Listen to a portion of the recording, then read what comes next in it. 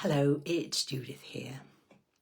And today I thought I'd go right back to the very beginning and talk about why I chose hypnotherapy as a way of helping people with anxiety, fears and phobias.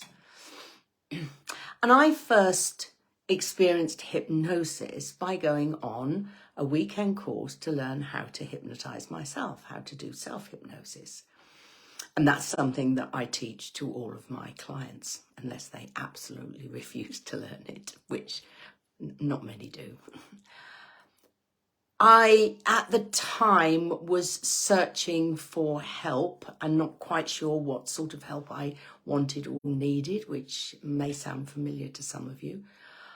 I felt that in the hurly-burly of life and having a full-time career and bringing up children and managing a house and looking after parents who were ill, I'd lost myself. I just got buried under all of that. And in fact, I can remember a time when I was driving to my mum's house and I just felt as if I had the weight of the world on my shoulders. Because, yeah, it seemed, I'm sure it wasn't for the people involved, but it seemed as if everybody was depending upon me and yeah, I just disappeared. So I had some coaching and that was helpful. My takeaway from that, and it took me a while to really take that on board, was, you know, don't strive for perfection because it's impossible. You or what you do will never be perfect. Strive for excellence. And yeah, I think I've got that message now. And then for some reason, and I can't explain why, I was attracted to hypnosis. And so, as I say, I did this weekend course. I learned self-hypnosis. We tested whether we were really in hypnosis because, of course, I, like most of my clients, was never quite sure because you don't know what to expect. Some people expect that it's going to be a really woo-woo experience, you know, out-of-body type experience, and it isn't. And some people are afraid that it's going to be a really woo-woo type of experience. And it is different. And I often get told after their first experience, oh, that was weird. Weird I like, weird is good. Anyway, back to me and the very beginning. So we tested it. We had a choice of doing various things. I didn't do the falling onto an arrow, not a proper arrow, a child's one that was sort of attached to the wall, and you had to fall on the point of it into your throat here. Managing all of that by being in hypnosis and therefore not doing any damage or experiencing any pain. And I didn't do that one because I'd had surgery on my neck a couple of times. So yeah, I was a bit sensitive in that area. I did do the anesthetize your arm in hypnosis, tell yourself that you're not going to bleed, and then allowed the guy who was running the course to stick a needle through a bit of my arm, forearm, and it didn't hurt and it didn't bleed.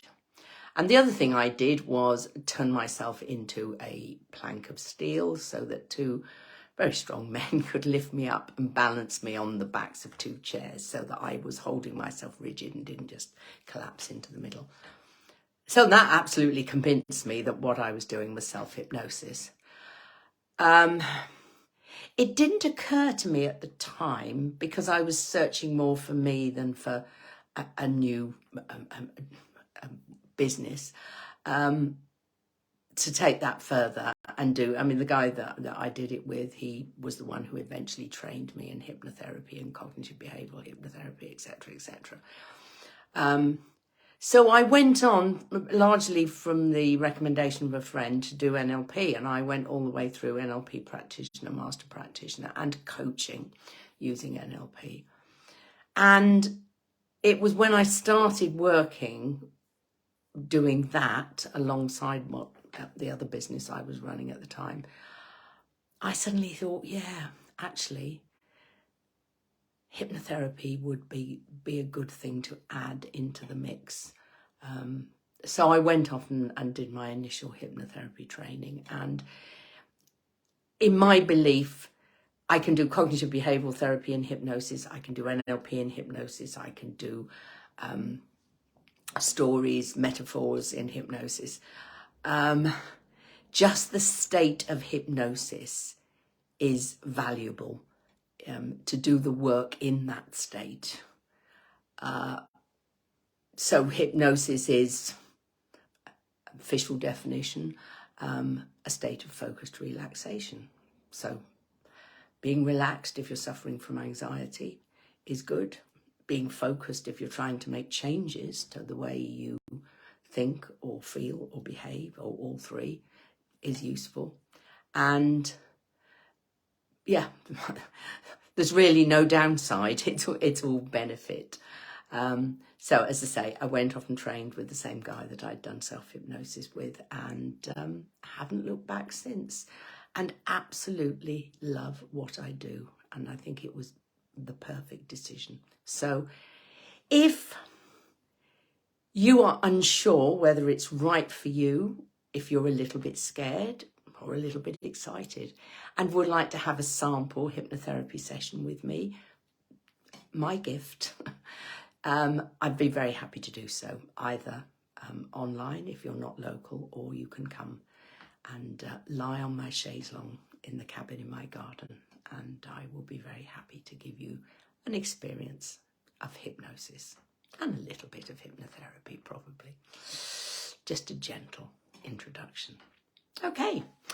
I hope you're having a good month. I hope this is a good week. I'm recording this on Monday morning, so I hope this is a good week for you.